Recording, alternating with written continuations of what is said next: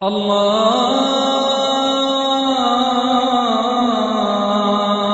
আকবার, আল্লাহু আকবার, আল্লাহু আকবার, আল্লাহু আকবার। এখন আপনি আমাদেরকে কি বলবেন হিন্দু ভাই বোনদের কাছে কিভাবে দাওয়া দেব? হিন্দুদের কাছে দাওয়া দেওয়ার কথা যদি বলেন, এখানেও সে মাস্টার কি সূরা ইমরান অধ্যায় নম্বর 3 আয়াত 64। তাআলাউ ইলা কালিমাতিন সাওয়াইন বাইনানা ওয়া বাইনাকুম, এসো সেই কথা যা তোমাদের ও আমাদের মধ্যে এক। প্রথম সাদৃশ্য কি? আল্লাহ না'বুদু ইল্লাল্লাহ, যে আমরা এক, আল্লাহ ব্যতীত অন্য কারো উপাসনা করি না। যদি কোনো হিন্দুকে জিজ্ঞেস করেন, কোনো সাধারণ হিন্দুকে, যে আপনি কতজন ঈশ্বরে বিশ্বাস করেন, কেউ বলবে 3 জন, কেউ বলবে 100 জন, কেউ বলবে 1000, আবার কেউ হয়তো বলবে যে সে বিশ্বাস করে 33 কোটি দেবদেবীকে। তবে যদি প্রশ্নটা করেন কোনো জ্ঞানী হিন্দুকে, যিনি তাদের ধর্মগ্রন্থ ভালো করে পড়েছেন, তিনি বলবেন যে হিন্দুদের উচিত কেবলমাত্র একজন ঈশ্বরে বিশ্বাস করা। সাধারণ হিন্দুরা যে ফিলোসফিতে বিশ্বাস করে সেটা হচ্ছে প্যান্থেইজম। প্যান্থেইজম মানে, সাধারণ হিন্দুরা মানে যে সবকিছু ঈশ্বর। গাছ ঈশ্বর, সূর্য ঈশ্বর, চাঁদ ঈশ্বর, তারপর মানুষ ঈশ্বর, সাপও ঈশ্বর। আমরা মুসলিমরা বিশ্বাস করি যে সবকিছু হলো ঈশ্বরের। ঈশ্বর শব্দের পর একটা শব্দ আছে এর। সবকিছুর মালিক হলেন ঈশ্বর। সূর্যের মালিক ঈশ্বর, চাঁদের মালিক ঈশ্বর, গাছের মালিক ঈশ্বর, মানুষের মালিক ঈশ্বর, সাপের মালিকও ঈশ্বর। তাহলে মুসলিম আর হিন্দুদের মধ্যে প্রধান পার্থক্যটা হচ্ছে, সাধারণ হিন্দুরা মানে যে সবকিছু ঈশ্বর, আমরা মুসলিমরা বিশ্বাস করি যে সবকিছু হলো ঈশ্বরের। ঈশ্বর তারপরে এর যোগ করতে হবে। তাহলে প্রধান পার্থক্য হচ্ছে এই এর শব্দটা। আমরা যদি এর শব্দটার সমাধান করতে পারি, হিন্দু আর মুসলিম আমরা একতাবদ্ধ হব। সেটা করব কিভাবে? তাআলাউ ইলা কালিমাতিন সাওয়াইন বাইনানা ওয়া বাইনাকুম, এসো সেই কথায় যা আমাদের ও তোমাদের মধ্যে এক। যদি আপনি হিন্দুদের বিভিন্ন ধর্মগ্রন্থ পড়ে দেখেন, এটা আছে ছান্দোগ্য উপনিষদে অধ্যায় নম্বর 6 অনুচ্ছেদ 2 পরিচ্ছেদ 1। একম এবিদিত্যম, ঈশ্বর কেবলমাত্র একজন, দ্বিতীয় কেউ নেই। এরপর আবারও বলা হয়েছে শ্বেতাসূত্র উপনিষদে অধ্যায় নম্বর 6 অনুচ্ছেদ 9, নাচাস্তি কাসেজ জনিতানা চদীপা, মহান ঈশ্বর, তার কোনো প্রভু নেই, তার কোনো বাবা মা নেই। সর্বশক্তিমান ঈশ্বর, তার উপরে কেউ নেই, তার কোনো বাবা নেই, তার কোনো মা নেই।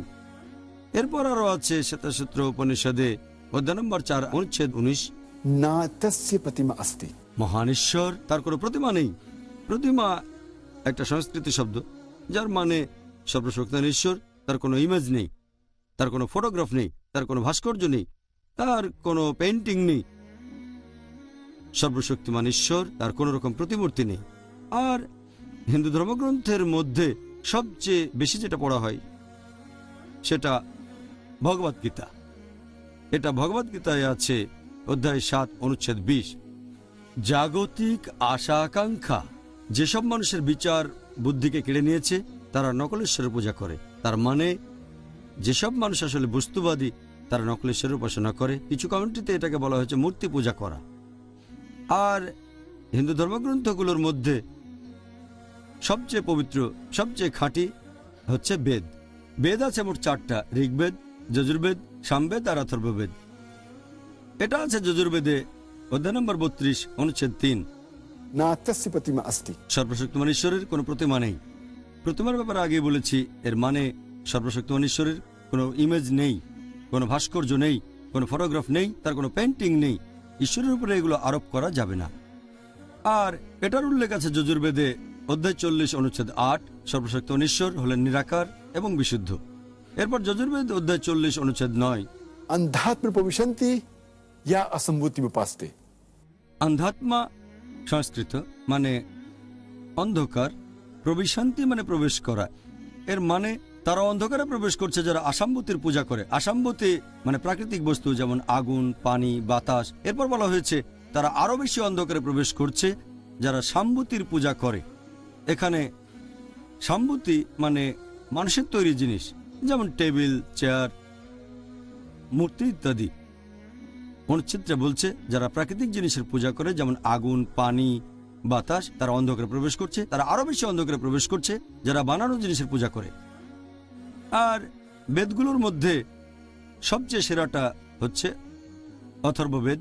এটা আছে অথর্ববেদে, গ্রন্থ নম্বর 20, অনুচ্ছেদ 58, পরিচ্ছেদ 3। देव महा असली নিশ্চয়ই সর্বশক্তিমান ঈশ্বর মহান। এখন এই সবগুলো বেদের মধ্যে সবচেয়ে পবিত্র আর সবচেয়ে বিশুদ্ধ হচ্ছে ঋগ্বেদ। ঋগ্বেদে বলা হয়েছে গ্রন্থ নম্বর 1, অনুচ্ছেদ 164, পরিচ্ছেদ 46, एकम सत्य विप्र बहुधा वेदांते। সত্য একটাই, ঈশ্বর একজন, তবে জ্ঞানীরা তাকে ডেকে থাকেন বিভিন্ন নামে। তার মানে সর্বশক্তিমান ঈশ্বরের অনেক নাম আর বৈশিষ্ট্য আছে। আর শুধুমাত্র ঋগ্বেদেই গ্রন্থ নম্বর 2, অনুচ্ছেদ 1, এখানে সব মিলিয়ে সর্বশক্তিমান ঈশ্বর 33টা নামের কথা বলা হয়েছে। এটা উল্লেখ আছে ঋগ্বেদে গ্রন্থ নম্বর 8, অনুচ্ছেদ 1, পরিচ্ছেদ 1। माच दिन दी संसद একমাত্র তার উপাসনা করা যিনি সত্যিকারের ঈশ্বর। এরপর আছে ঋগ্বেদে গ্রন্থ নম্বর 6, অনুচ্ছেদ 46, পরিচ্ছেদ 16। या एक मुश्ती ही ঈশ্বর কেবল একজন, শুধু তার উপাসনা করো। আর হিন্দুইজমের ব্রহ্মসূত্র, যেটা एकम ब्राह्म देवता नास्ते नैना नास्ते किंचन, भगवान एक ही है, दूसरा नहीं है, नहीं है, नहीं है, जरा भी नहीं है। ঈশ্বর কেবলমাত্র একজন, দ্বিতীয় কেউ নেই, আর কেউ নেই, আর কেউ নেই, আর কোথাও কেউ নেই। তাহলে এভাবে তুলনামূলকভাবে চিত্র তুলে ধরবেন, সাদৃশ্যগুলো নিয়ে কথা বলবেন। একজন হিন্দুকে আপনি বোঝাবেন তার ধর্মগ্রন্থ দিয়েই যে তাদের উচিত এক ঈশ্বরে বিশ্বাস করা, মানে তৌহিদ, আর উচিত আল্লাহ তাআলার কাছাকাছি আসা। বিস্তারিত জানতে এই টপিকের উপর আমার লেকচার দেখেন, similarities between Islam and Hinduism. সেখানে অনেক সাদৃশ্য নিয়ে এই কথা বলেছি, বিভিন্ন রকম বিষয় নিয়ে। আর এখানেও মাস্টার কি কোরআনের এই আয়াত, तालो इला कलमतिन सवाइन बैनना बैनकुम। এসো সেই কথায় যা আমাদের ও তোমাদের মধ্যে এক। আমি এখানে সবচেয়ে গুরুত্বপূর্ণ সাদৃশ্যটা নিয়ে বললাম, অর্থাৎ তৌহিদ। ওহ ডক্টর জাকির, এটা বিশ্বাস করতেই কষ্ট হচ্ছে যে হিন্দুরা আমাদের মতো করে আল্লাহর ইবাদত করছে না। অবাক লাগছে। আর আপনিও বললেন সুবহান আল্লাহ। আমি বলতে পারবো না আপনি কতগুলো রেফারেন্স দিয়েছেন, এরকম নিশ্চয় আরো অনেক আছে। হিন্দুদের বেদ বা গীতায় অনেক রেফারেন্স আছে, এগুলোর মাধ্যমে আমরা হিন্দু ভাই বোনদেরকে উৎসাহিত করতে পারি যাতে করে তারা সঠিক পথে আসতে পারে, সত্যের ধর্ম ইসলামের পথে, ইনশাআল্লাহ। আল্লাহু আল্লাহু আল্লাহ।